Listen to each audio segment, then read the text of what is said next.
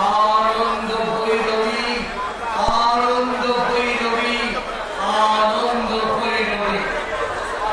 হাজার বছরের বাঙালি জাতির চিরকালীন উৎসবের অন্যতম হচ্ছে এই দুর্গা পূজা উৎসব।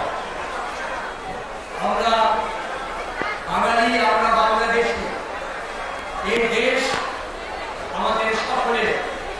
আমরা হিন্দু, বৌদ্ধ, মুসলিম, খ্রিস্টান সবাই মিলে এক আত্মা, এক প্রাণ, এক দেশ।